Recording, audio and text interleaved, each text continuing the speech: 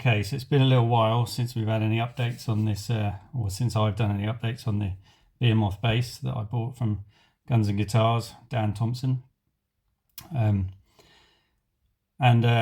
Last time I think I had the neck on, the bridge sighted, and since then I've added a jack socket, which I've had to sink into the pickguard a bit because pickguard's quite thick, but that's fine. It looks cool, and I much prefer having the jack socket on the front, like on a jazz bass or something like that. I don't like it when the socket is on the side, just because you can't see when you're trying to plug in the dark on stage. It makes it difficult to put it on a stand when it's plugged in because the lead is in the way. I basically just like when my socket's on the front.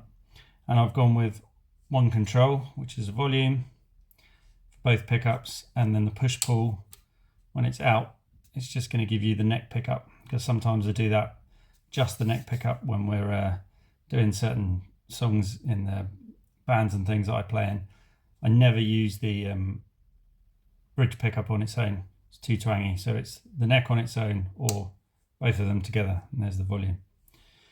So that's all good, and everything was going fine.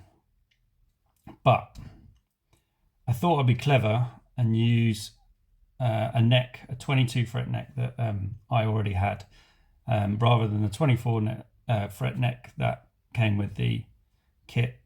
It meant that I had to move the bridge quite far back, but that was fine. It all lined up, everything was fine.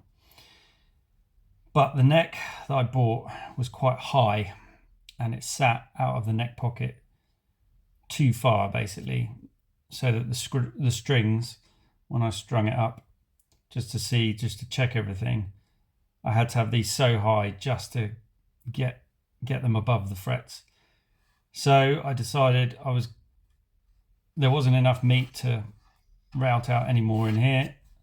So I thought, and I've done this before and failed, I'd plane off a bit of the heel of the neck. And as you can imagine, and as I should have known, it didn't go particularly well, but it took me a long time.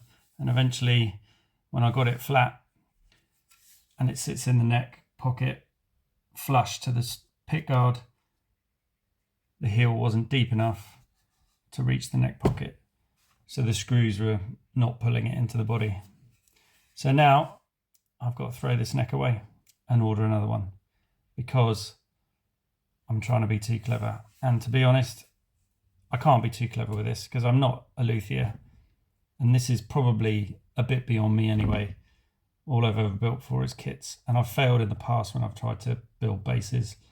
I've got a video where I openly admit I failed, and this afternoon I thought I'd failed on this and I was almost going to give up. But what I think I'm going to do is I'm going to order one more neck, same as this. I particularly wanted this style of neck.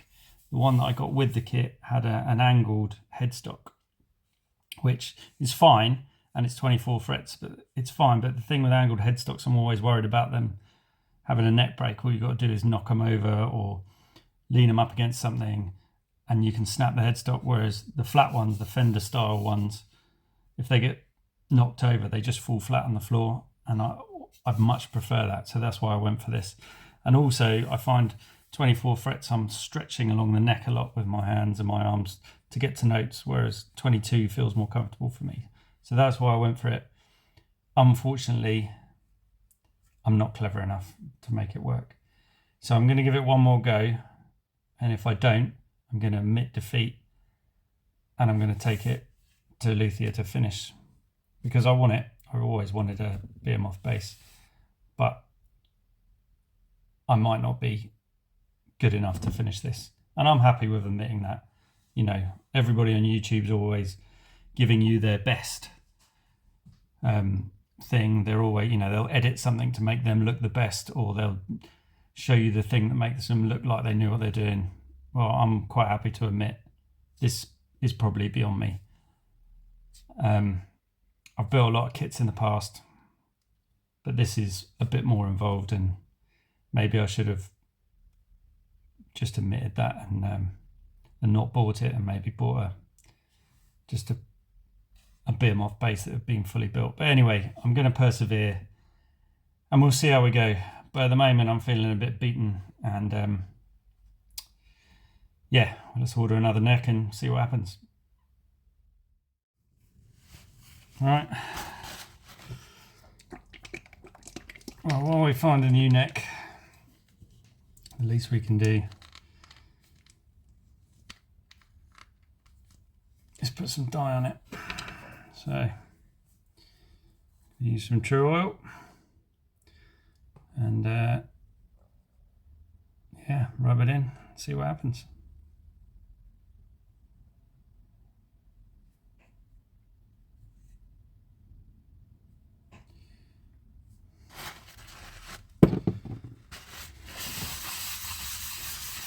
Oh, look at that.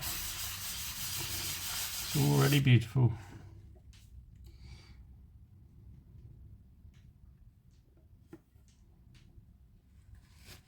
It's taking it really nicely. The only slight bit where it's not taking it nicely is in this corner, but Dan did say that he'd use some epoxy to strengthen the cavity behind here, but that doesn't matter because the pick guard is going to cover that anyway, so it's fine. It's definitely coming out a lovely colour, isn't it?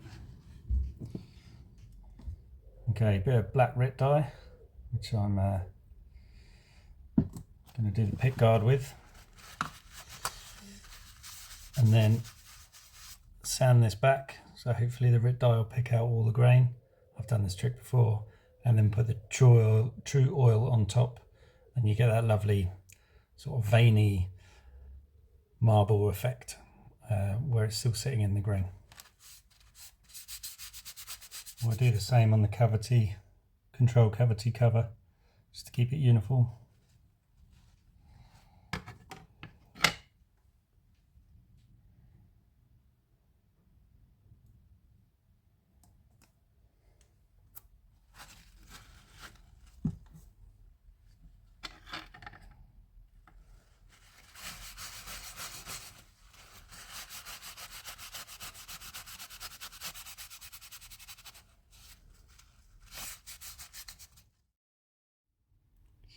Yeah, looking pretty nice, I think. I went for the grainy thing on the back, but actually on the pick guard on the front, I just added the true oil to the top of the Rit dye, and it went this lovely brown colour. So I'm definitely going to keep that for the pick guard. Yeah, pretty pleased with the way that turned out. Oh, maybe there's hope for it yet. Right, so the finish has dried really nicely actually. I'm pretty pleased with that. That looks pretty good to me. Really nice colours and stuff. So I've put it partially back together. I've also shielded out the cavity. I've got the push-pull pot and the jack socket back in there. And now it's going to have to sit on the back burner again for a little while because I've got to go away with work again. In my new place as well, I don't have any workshop space like I used to have, so I can only really work on this when I come to visit my family. So that's going to be hopefully in the next few months. Until then it's going to sit here, but in the meantime hopefully I can find a neck for it on my travels. It'd be nice to get a jazz neck, 22 frets. I've measured it. It's a 64mm pocket and a 19mm depth, so hopefully I can find a jazz neck in that time, but until then it's going to go back in the cupboard. Fingers crossed I can find that neck, but I think there's still hope. With a bit of luck and a fair wind, this will eventually be a usable base.